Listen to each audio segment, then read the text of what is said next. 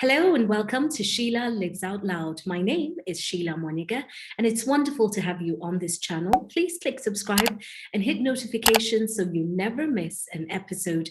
And we upload episodes every Monday. Thank you for keeping us company throughout the season that was hosted quite wonderfully so by the Diani Sea Lodge. We're very grateful. Remember, when the holidays roll around and you're looking for an option to enjoy some good R&R, it's got to be the Diani Sea Lodge. But in today's episode, I would like us to touch base with Dr. Simon Kikondu, the one, the only, Yani, if there's ever been a guest who's featured on this channel more than Dr. Simon, I would like to meet this person. Daktari, hello. We are doing well. We are doing well, Sheila. How are you? I'm doing good. It's always so wonderful to see you. And like I was saying, I don't think I've talked to anybody in this channel in the 5 years we've been in existence as much as I've talked to you. And it's not a bad thing. It's not a bad thing at all. Yeah, that's evidence of old friendship. Old friendships, which is wonderful, yes. But most importantly, great information, because when it comes to COVID, understanding it, navigating these waters, it's so important to have a voice that guides you, walks with you, and helps you understand where we are, why we are, and where we need to go to next. So I really got to say asante sana that you've kept me company this long. So in We Jump, Kenya has seen a recent drop in positivity rates, which is definitely a good thing. We're also seeing a number of different vaccines coming into the country. In that same breath, not too long ago in the news, we also learned about fake vaccines. So it's only fair that as we take a dipstick to find out where we are, how we are, and what happens next, in this episode, I'd like us to talk about vaccines and, most importantly, pregnancy. So let's start off with vaccines and make our way into pregnancy and being vaccinated. So what do we start with? The different kinds of vaccines that are coming into the country. I know there are people who got AstraZeneca jabs earlier on in the year, and many are saying, sasa tunataka hizi zingine aki. Is there a problem with lining up for second jabs, third jabs, fourth jabs? Is that even possible?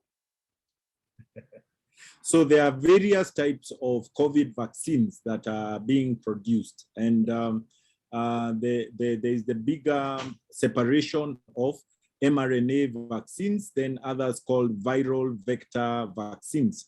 So the ones that we have commonly had include Pfizer-BioNTech, which is an mRNA vaccine, where you get 2 shots 21 days apart.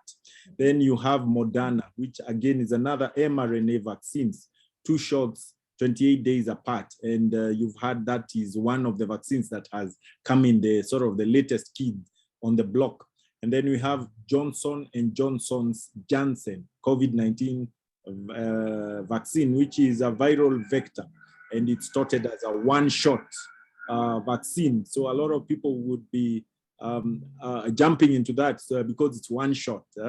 Then you have the AstraZeneca, the AstraZeneca vaccines, which are viral vector, and there are 2 shots, which can be 8 to 12 weeks apart. And I think that's the one that started off, and now we have the others within the country. There's also the Chinese Sinovac vaccine, again, another viral vector vaccine. And then we have the Russian vaccine, which again is a viral vector vaccine, meaning that despite where it is manufactured, it is similar to the AstraZeneca ones, the Russian one. Yeah. So those are the types. Okay, now you mentioned, when I listen to you describing them, there's the vector vaccine, and then there's the earlier ones. Daktari, mimi sikwenda medicine school now, where I may have the heart and the passion for it, but I certainly did not get the education for it. So help us understand the difference between how these vaccines work in a person's body. So an mRNA, messenger ribonucleic acid, is like a messenger. When it enters the body, it sort of how do we put it? It sort of translates the message into something, a protein. So in these terms, for instance, COVID vaccines, you have what is called the spike protein. Spike protein, the protein on there, which is identifiable to the COVID-19 virus. So the mRNA goes into the person's body and it tells the body, yeah, make this protein. And when it makes the protein, it's a spike protein. When it emerges from the cell, the body recognizes it as foreign and makes antibodies against it. That's the mechanism of action of the mRNA vaccine. These others, which are called viral vector, they take a virus that won't cause a problem to the body called an adenovirus. Then they stick sort of a part of the COVID-19 like outside the spike protein and they inject it. So that way, the body already sees this as foreign because of the spike protein and makes antibodies against it. So the difference is how is this spike protein produced, you see? Right. And, it's very new technology. Of importance, the AstraZeneca viral vector vaccine works in a similar mechanism as the Ebola vaccine. And meaning that the Ebola vaccine was the only regulated vaccine which was using what we are calling next generation platform or a platform for vaccines. So you see Ebola.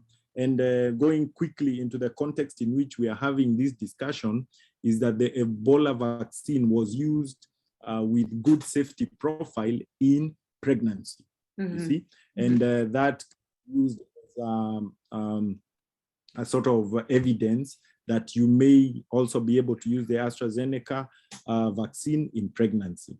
All right. Over and above that, these vaccines have actually been given to pregnant women, and so far the report is that the benefits outweigh the risks, so to speak, or perceived risk.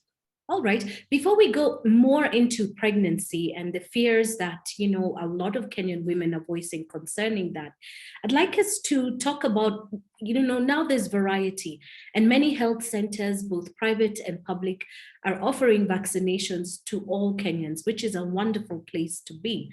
But for those who've already had the first jab or the second jab, what is the protocol next? Should they go look for more jabs? Because, there's also that extreme side of, I must stay safe, I must stay safe. And here's Moderna that we heard so much about it, maybe let's go get that.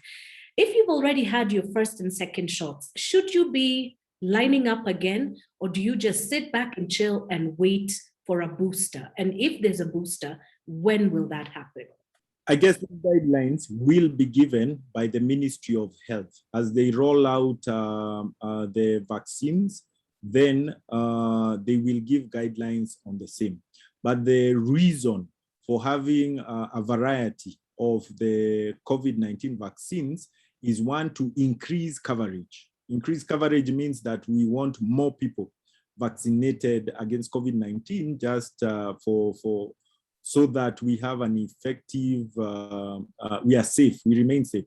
Two, it is an economic question also. For instance, if you receive a grant or a donation of a specific type of vaccines and they have been proven to have good efficacy, then you receive and you distribute it to the population that you are having. And we must remember that these vaccines are expensive. So if we are to set aside a large chunk of the budget, then it would be a large chunk of the budget. Therefore, if you get some form of donation, it's welcome. The Kenya government is investing both in receiving donations, so to speak, and setting aside some part of the economy towards purchase the vaccines. And therefore the variety is has a big economic angle to it. Therefore, given that, anyone who has probably gotten, this is my view now, then can wait, does not need. If you're double jab, then that's fine. If you got Astra, then you look for the second jab. If you now enter the line of Moderna, then you get the 2 shots of Moderna and the other vaccines that will be distributed. This is just so as to increase the coverage. Okay. Speaking about vaccine hesitancy, it's not just a problem that we see in some developing nations where they have over and above stocks for individuals in their countries. There's been talk about fake vaccines as well. People who took advantage of a very desperate situation to inject people with water. I mean, as far as, news and reports that we read on social media and have also been reported in traditional media. What are your thoughts about that? And what kind of punishment would you like to see meted out against people who do things like that? So this was the danger we called out when the other vaccine came and was being sold at 9,000 shillings, if you remember. Mm-hmm. The only, why would people have a fake vaccine and distribute it? It's for money. So our approach from a health point of view would be that these vaccines need to be controlled at a central location, whether they are being distributed in a public facility or a private facility, but they need to come through a government mechanism that has regulations. Mm-hmm. And you would also need to be able to trace the source of that vaccine and hold someone accountable. And this can only be done by a unified database. So currently, as we speak, everyone who is vaccinated should be in the Chanjo database, so to speak, meaning that you should be able to download your vaccine certificate, and this is a government controlled registration and certification kind of thing. Because going forward, you might require a certificate for whatever reason. Mm. And therefore, you do not want to look for people who are giving fake vaccines to charge them. You want to prevent it ab initio. And there are government bodies that are charged with ensuring that the medicinal products that are given in this country are safe and be able to trace their source, so that also to follow things like adverse reactions. You need to know this came from this batch. Maybe if there was a bad batch that has caused several problems, then you can trace it to a batch, as opposed to condemning a whole medicinal product. So it is the role of government to actually ensure that we don't get fixed. And one of the ways of doing this is to ensure that the vaccine is free. Mm-hmm. And so far, so good. I think the rollout is continuing. I know, excuse me, when I drive past certain health facilities, not too far from where I stay, I see people queuing, I see people booking, people are doing the best to get vaccinated. But still on the issue of vaccine hesitancy, I'd like us to now focus on pregnancy. And a lot has been said. Unfortunately, with your field of obstetrics and making sure the next generation is birthed safely and women are taken care of as they deliver their babies. There are far too many stories that are coming out now of women who are losing their lives as a result of COVID because they didn't want to get jabs and somehow think that they will be able to get through pregnancies, birth children, and then they can decide about vaccines later. Let's talk about pregnancy and COVID. Hesitancy for any medicinal product, not only vaccines in pregnancy, is as a result of lack of studies within pregnancy. How the scientific process works that you start by giving 10 people, see, are there any side effects? Then are there side effects to whatever they are? You document them. Then you give 100 people, then you give 1,000. That's maybe called phase 3 trials. Then now you send it to the whole population with the idea that you are pretty sure of the possible side effects and adverse reactions that may occur. This rarely happens with pregnancy because you have a mother and a fetus. And it is difficult to have any, almost like it's an ethical dilemma. If, for instance, you give something and something bad happens, for instance, to the fetus, so to speak, and that has almost been the basis of a lack of studies of many drugs. A lot of manufacturers will caution, oh, if you use this in pregnancy and something goes wrong, then it's not us. We've never had studies in pregnancy. So in a pandemic, now, as has been witnessed by COVID, then this dilemma sort of now starts shifting the other way, because you tend to see many pregnant mothers losing their lives as a result of COVID itself. And therefore, a lot of people have now, luckily, a lot of vaccinations have been given to pregnant women, especially in areas where the epidemic is high, where you're seeing the benefit outweighs the risk, so to speak, or potential risks, because so far they're still trying to identify the risks in pregnancy, because it is new and had not been given to pregnant women before. But now the Kenya Obstetrics and Gynecological Society issued a statement in line with the Federation of International Gynecologists and Organization, FIGO, allowing pregnant women and breastfeeding women to be vaccinated.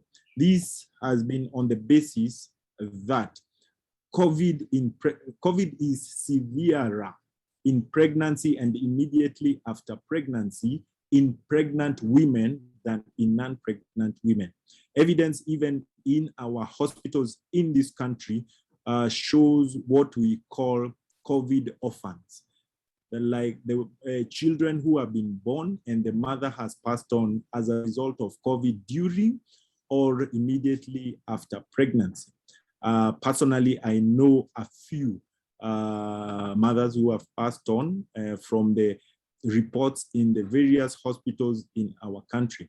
And there has been a lot of discussions in especially the fora of the hospitals that we admit in, and it was decided that it is beneficial to immunize or give vaccines to pregnant women.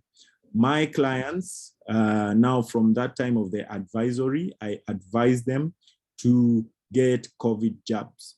And to demystify, there are the myths that maybe COVID vaccine causes infertility, let's say, you know. A lot has been said about that, a lot.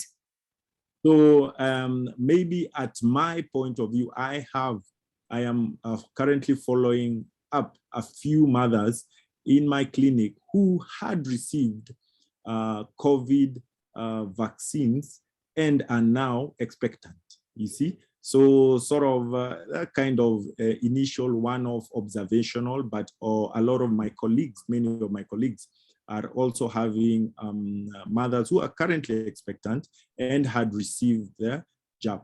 There are others who received the jab, then conceived, and they come and ask you, do we go for the second jab?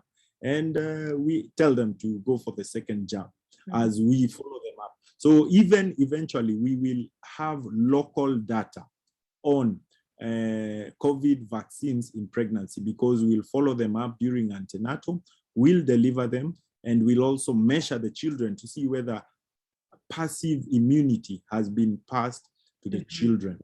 One of the reported benefits of vaccinating pregnant women is that passive immunity may be passed to the children, just the way tetanus jab is given for the purposes of passing to the newborn. Now, this leads us to winding up our conversation. I always enjoy having a moment to touch base with you and to see how we're doing. Now, as more and more Kenyans are accessing the vaccine, that does not mean that we drop our guard. When we see a lower positivity rate as a nation, we are happy, we are thrilled. But that doesn't mean we drop our guard. It means we work a little bit harder and we do our best to stay safe. So why is it that if somebody has had both jabs, you cannot be walking around invincible, like you are still flesh and blood? So we encourage the universal prevention of spread of the pandemic, which includes universal masking, physical distancing, hand hygiene, and prompt testing, isolation, and contact tracing. That still remains even with the vaccine in place. The context of this is this. You have seen up abroad, they have opened up stadia to a lot of spectators, is because of the widespread vaccination campaigns in those countries. And to put it in context, in Kenya, we have administered just slightly above 3 million vaccines. That's the first dose. We have administered just above 800,000 second dose fully vaccinated doses. And this accounts for 1.8% of the population. Worldwide now, the comparative figures worldwide is that 30% of the population worldwide has been vaccinated fully. Mm-hmm. So what are they? Is of course some form of vaccine apartheid, which we are trying to go around, but yeah. So that's what we are trying to overcome. But what they say again, another important, which brings a lot of debate, is that even if you are double vaccinated, let's say, you can carry the virus, so as to speak. What you may not suffer from is severe disease, which is what we are trying to prevent.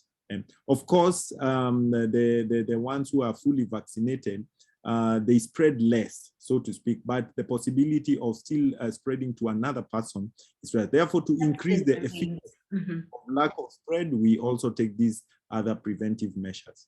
Right, right. It's all about staying safe, observing the protocols, and surely by now, I think even my little nieces, they know it by heart. They sing it to me. I know that they're safe. They're doing their best to stay safe, especially the eldest one when she goes to school.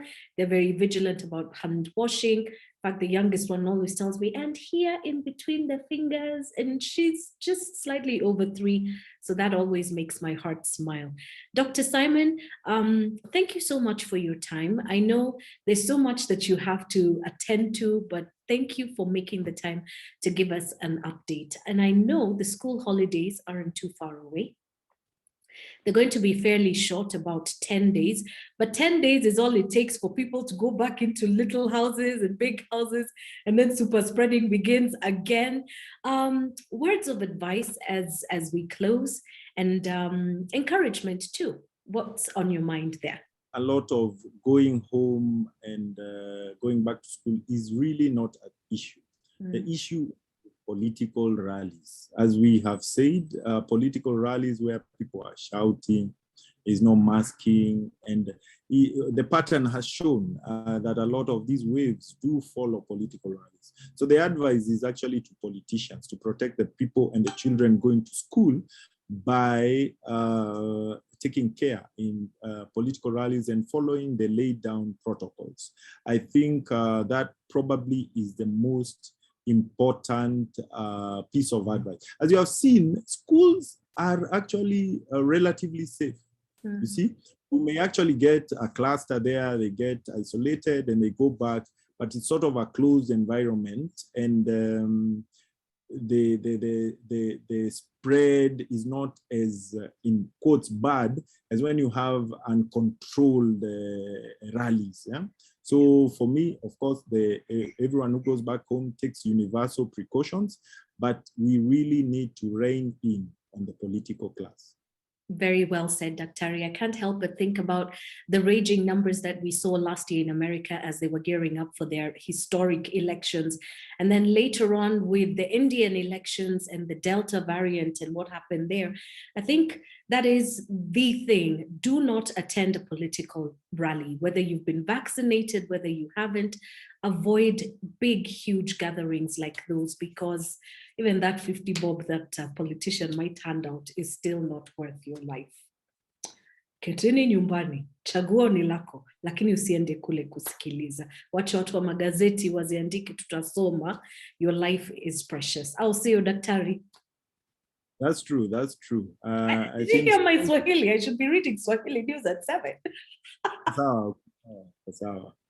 I'm just kidding, but thank you again. I wish you a wonderful day.